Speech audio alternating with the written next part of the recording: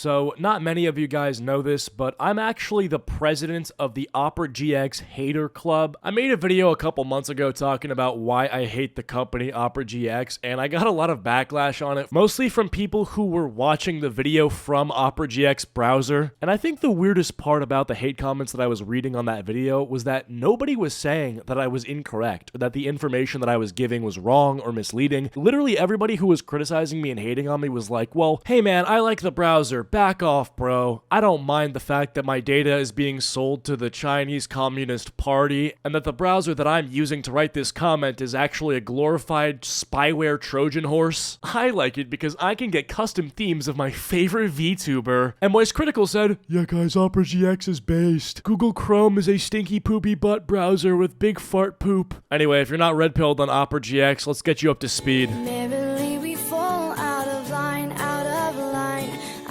Alright, so why does Opera GX suck? Well, I'm glad you asked. I'm gonna give all my criticisms against the company starting from most important to least important. Toward the end of my list of criticisms, it's gonna be more about like personal distastes that I have and less about like actual controversies they've been involved in, but let's get started. In 2017, Opera was linked to 4 different predatory loan apps on the Google Play Store. These apps advertised misleading statistics and engaged in invasive data collection tactics. Now, Opera obviously claims they no longer own these apps, but the fact that they ever did and the association is like a major cause for concern when contemplating their ethical and moral standards. And, this part's big, their willingness to collect and manipulate user data. Now, the only reason we've ever heard about their ties to the predatory loan apps that took place in 2017 was because of an allegation that took place in January of 2020 from an article made on HindenburgResearch.com titled Opera, Phantom of the Turnaround, 70% Downside. This article details the timeline of Opera's business practices and specifically states that after their IPO, they started engaging in predatory short-term loans in Africa and India, charging egregious interest rates ranging from 365 to 876% on loans. This is after they went public on the NASDAQ, but before the GX browser even existed. And it was only 1 year after being acquired by a Chinese tech company, Kunlun Tech. So it doesn't surprise me at all that the article claims Opera's short-term loan business now accounts for over 42% of the company's revenue, and as a response to the article, Opera vehemently denied the allegations, calling them unsubstantiated and misleading. They defended the terms and practices of their loan apps, claiming they offered responsible financial products in underdeserved markets. So I find it hilarious how they can deny the allegations, but also defend the practice of the loan apps. Realistically, all they've done is deny the fact that they're predatory, but in what world is 300 to 800% interest on a loan in parts of the world where it's very hard to get a loan? How is that not predatory? Now, later on, they claim to no longer be having share in these loan apps, which I find hilarious because they were also making 42% of their income through these loan apps, which leads me to believe that they sold them not because they weren't profitable, but because they were inconvenient. Which is relevant to the Opera GX browser because Opera GX extensions, which are just browser extensions, Chrome has them too, has been accused of collecting excessive user data and sharing it with third parties without adequate transparency. Now, there's less concrete proof for this claim than I'd like there to be, but I'll explain why I'm almost certain this is true. First of all, let's use some common sense. If they were willing to make 42% of their income off of mining data off of people's phones in underdeveloped countries and targeting ads to get them to download a predatory loan app, you're telling me this same company 6 or 7 years later when they start the GX browser isn't going to do something somewhat similar? Maybe not to target predatory loans to you, but rather to just have your data go back to China. Oh wait,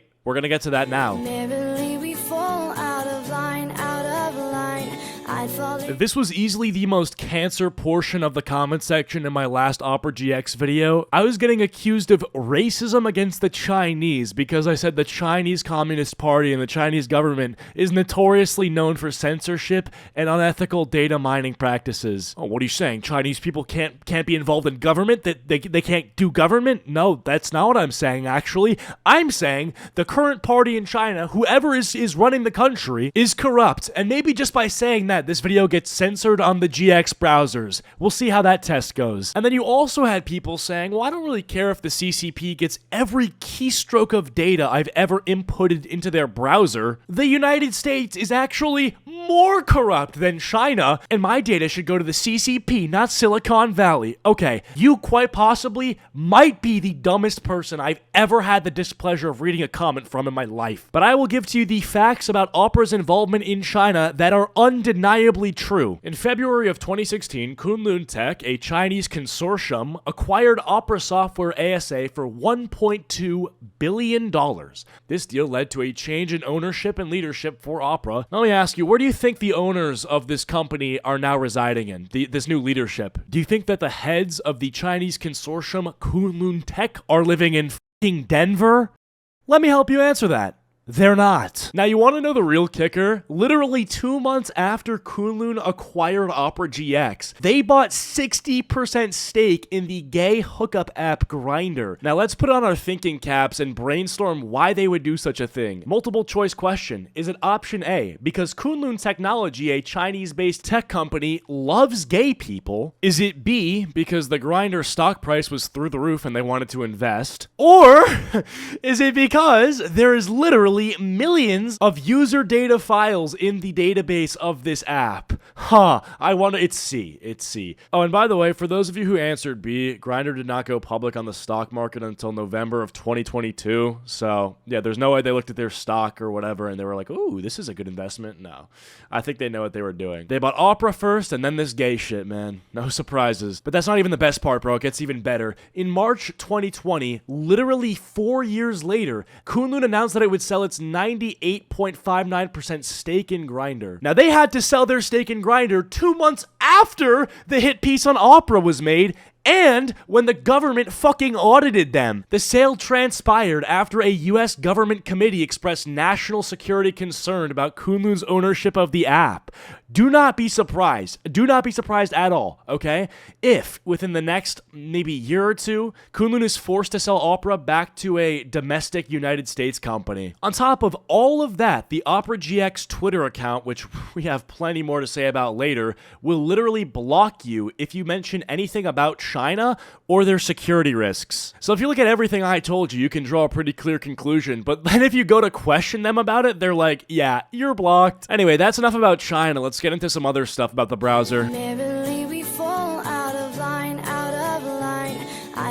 Alright, so last year, Opera made a lot of people mad when they embedded their VTuber into the browser during her debut stream. So basically, they just viewbotted. They just took every single person who's using Opera GX and who was logged in on Twitch as a viewer of the stream. How do they do it? Well, they're fucking using your data, bro! Are you not listening? No transparency about it either. Like, if you're just using Opera GX, like, you didn't even know, oh, by the way, I'm watching a VTuber. Which, by the way, the reason they go for the VTuber is because of this whole brand identity thing they're doing is like, Opera GX is the browser for gamers. No, Opera GX is the browser for smelly virgins who think Skibbity Toilet will get their crush dying of laughter. It is the browser for band kids and Twitter users. Also, last year, Opera GX did a marketing campaign with a comedian named Eric Andre, and it backfired so bad because a lot of the people who use Opera GX got offended or something because of Eric Andre's sense of humor, which I think that's so funny because their entire grift is to be as relatable as possible. So they're gonna get their favorite YouTubers and favorite celebrities to promote Opera GX, right? And then they pick Eric Andre, who, don't get me wrong, he's definitely funny or whatever, but he's probably a little too edgy for the average Opera GX enthusiast, which I think is so funny. Like, they must have realized they offended their audience with the Eric Andre promotion, and then they were like, oh shit, we gotta do damage control. I got an idea, let's make a VTuber. And on that note, their entire Twitter account is the worst. The social media manager for that account is trying way too hard to be quirky and relatable. It's so forced, and it often just comes across as disingenuous and cringe, especially when you contextualize that they're trying to sell you something. And I could go through every single tweet they've posted and find something to complain about, but instead I'd rather go into a controversy that has been happening recently that's led me to make this video today. So I'm sure most of you guys are familiar with gimmick Twitter accounts. It's just like an account that's dedicated to doing one specific thing, like daily pictures of dogs posts daily pictures of dogs. Gaming fail moments posts gaming fail moments. You get the idea. It's like an account that's kind of dedicated to one sort of gimmick or whatever they're doing, right? Well, recently there were some leaked screenshots of the Opera GX Twitter account being in a group chat with a bunch of the biggest gimmick accounts on Twitter. So the gimmick account that posted this was called Earth Updates, and you can see in this screenshot, everyone in this group chat is just saying what? Like, oh, look at us, we're all your favorite gimmick accounts saying the same thing. But you can see in the bottom right, that's the logo of the official Opera account. And you can also see at the bottom, this post has been deleted. I wonder who wanted this thing to go down. Now, a larger version of this screenshot shows that it is actually the Opera Twitter account, not just some account using the Opera logo as their profile picture. Now, the account that leaked this, Earth Updates, used to be affiliated with Opera. Now, when an account is affiliated with a company on Twitter, it basically means that it's like showing there is a business connection there, so there could be like advertising, or that they have some sort of connection. I'm assuming this is probably in compliance with some like FCC sort of thing. And people also started speculating that Earth Updates literally sold their account to Opera GX, which led to a reply from someone else saying that Opera GX owns like 90% of the gimmick accounts on Twitter. Now, Earth Updates responds by saying he wanted to be affiliated with Opera so he can get Twitter Blue, but like, dude, it's $8 a month. Just pay the $8. What I think really happened is that Opera GX reached out to him offering some sort of a deal, and he took the deal, okay? He didn't just want the Twitter Blue. I don't buy that at all. But yeah, whether or not Opera GX actually controls all the gimmick accounts on Twitter, I have no way of knowing or proving. But I will say, Opera's account themselves are very unfunny, so, and they have the money, so it's like, why not get an army of little minions to affiliate with you? Anyway, that's Opera GX. You just got nuked. You just got owned. You got owned. You got destroyed.